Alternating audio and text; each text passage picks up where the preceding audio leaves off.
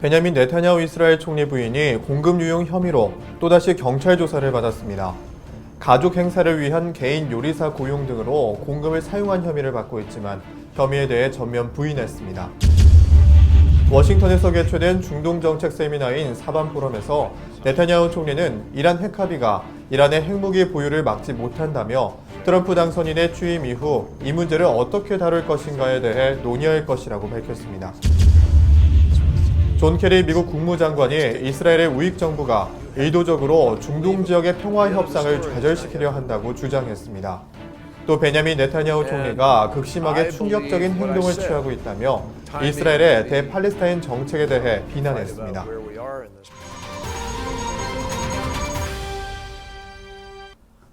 첫 소식입니다. 베냐민 네타냐후 이스라엘 총리 부인이 공금 유용 혐의로 또다시 경찰 조사를 받았다고 현지 언론이 2일 보도했습니다. 이스라엘 일간 하레츠와 채널2에 따르면 이스라엘 경찰은 전날 밤까지 약 11시간 동안 소위 총리 관저 사건으로 불리는 공금 유용 혐의로 네타냐후 총리의 부인 사라 네타냐후를 조사했습니다. 사라는 작고한 자신의 아버지를 돌보거나 가족 행사를 위한 음식과 개인 요리사 고용 비용 등으로 공금을 사용한 혐의를 받고 있습니다. 그러나 사라는 잘못한 게 없다며 혐의를 전면 부인하고 있습니다.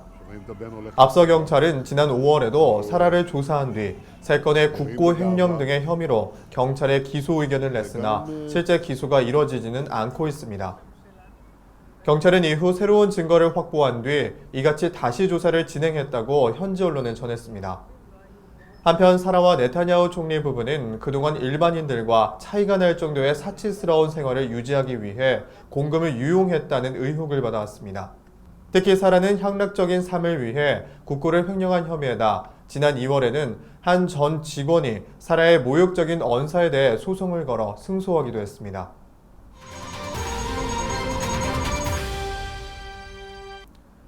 케냐 주재 이스라엘 대사관을 휴대폰으로 촬영한 이란인들이 현지 시간 1일 테러 혐의로 기소됐다고 AFP 통신이 보도했습니다. 나이로비 법원은 이란인 샤이드 나스롤라 에브라힘이 압둘 후세인 골리 사파이 등에 대해 휴대폰을 이용해 이스라엘 대사관의 영상을 촬영한 뒤 테러 행위를 조장한 혐의로 기소했다고 밝혔습니다. 이들은 지난달 29일 나이로비의 이스라엘 대사관 밖에서 이란 외교 차량을 탄 채 대사관을 촬영하다 대테러 경찰에 체포됐습니다. 현지 검찰에 따르면 이들은 나이로비 외곽에 위치한 카미티 최고보안 교도소를 찾아 이란인 수감자들을 면회한 것으로 알려졌습니다. 한편 케냐에서는 알카에다 등 이슬람 극단주의 조직에 의한 테러가 빈번히 발생하고 있습니다. 2002년에도 알카에다가 몬바사에서 이스라엘인 소유 호텔에 폭탄 테러를 일으키는가 하면 이스라엘 여객기 격추를 시도한 바 있습니다.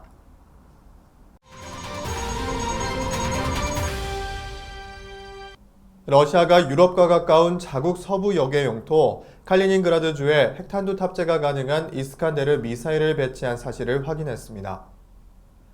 세르게이 라브로프 러시아 외무장관은 이탈리아 언론과의 인터뷰에서 북계서양 조약기구 나토의 군사적 공세에 따른 영내 환경 변화에 대응하기 위해 국가안보와 국방력 강화 차원에서 취한 조치였다고 이같이 밝혔습니다. 라브로프 장관은 미국과 나토가 러시아 측 위협이라는 명분으로 영내 긴장 수위를 고조시키고 있다며 러시아는 나토와 대화할 준비가 되어 있지만 공평한 협력 과정이 이루어져야 한다고 주장했습니다.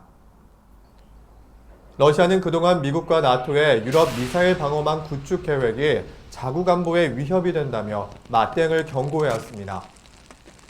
이번에 배치한 이스칸데르 미사일은 최대 사거리가 500km로 러시아와 접한 몇몇 나토 회원국 내 군사시설을 정확히 타격할 수 있는 성능을 갖춘 것으로 알려졌습니다.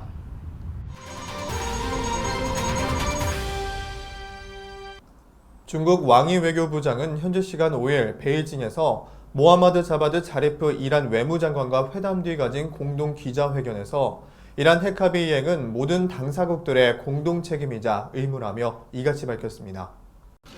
왕 부장은 중요한 것은 핵합의에 대한 견해차나 그 같은 가능성이 불거졌을 때 약속을 존중하고 선의에 주안점을 두는 것이라고 강조했습니다.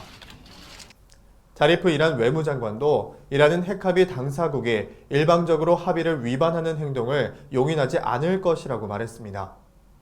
자리프 장관은 또 왕부장과 에너지 분야를 비롯해 교통과 과학기술, 국방, 테러 방지 등에 관한 양국 간 협력 증대 방안에 대해 의견을 나눴다고 말했습니다. 한편 도널드 트럼프 미 대통령 당선인은 이란 핵 합의를 비난하면서 추인하면 이를 폐기하거나 재협상할 것이라고 밝힌 바 있습니다. 이런 가운데 베냐민 네타냐후 이스라엘 총리는 미국 이란 간 핵 합의가 이란의 핵무기 개발을 막지 못할 것이라면서 트럼프 당선인과도 이 나쁜 합의를 어떻게 할 것인지 논의하길 기대한다고 현지 시간 4일 밝혔습니다.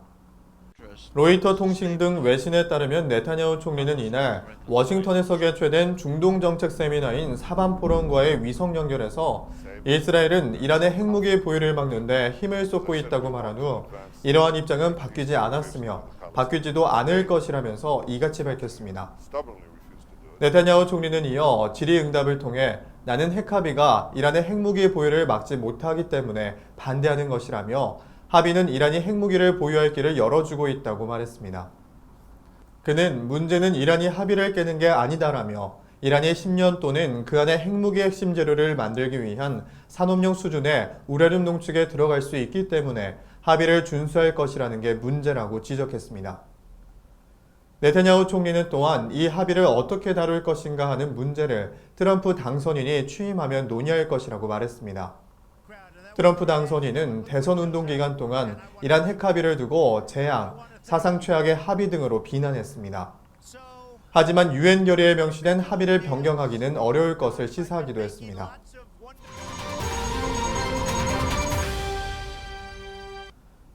존 케리 미국 국무장관이 이스라엘의 우익 정부가 의도적으로 중동 지역의 평화 협상을 좌절시키려 한다고 비난했습니다. 현지 시간 5일 중동 지역 전문 매체 미들이스트 아이에 따르면 이날 워싱턴에서 열린 중동 정책 세미나 사반 포럼에 참석한 케리 장관은 이스라엘이 팔레스타인 영토에 건설한 정착촌은 두 국가가 나란히 공존하는 희망을 의도적으로 꺾는 행각이라고 주장했습니다. 케리 장관은 베냐민 네타냐후 이스라엘 총리의 정권은 극심하게 충격적인 행동을 취하고 있다며 현 이스라엘 정부의 장관들 중 절반 이상이 공개석상에서 팔레스타인은 존재해서는 안 된다고 말했다고 지적했습니다. 그는 이어 이스라엘과 팔레스타인 사이의 협상이 이루어지기도 전에 아랍 지역의 평화가 도래하는 것을 기대할 수 없다고 밝혔습니다. 케리 장관의 이번 발언은 그가 강단에 오르기에 앞서 네타냐후 총리가 사반 포럼과의 위성 연결을 통해 유대 정착촌은 평화에 방해되지 않는다고 말한 것에 대한 반응으로 풀이됩니다. 네타냐후 총리는 이날 아랍 국가들이 이스라엘 국가 자체를 인정하지 않는 것에 대한 철회를 촉구했습니다.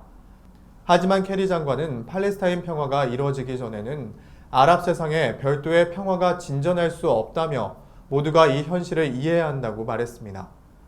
그는 이어 유대 정착촌이 갈등의 원인이라고 말하는 것은 아니다라며 정착촌이 평화 협상을 방해하지 않는다는 것은 얼토당토 않는 소리라고 강조했습니다. 그는 이스라엘이 팔레스타인 영토 내 정착촌 건축에 박차를 가하는 것은 평화의 걸림돌일 뿐만 아니라 의도적인 공작이라고 비난했습니다. 이스라엘 중동 리포트 오늘 순서는 여기까지입니다. 시청해주신 여러분 고맙습니다.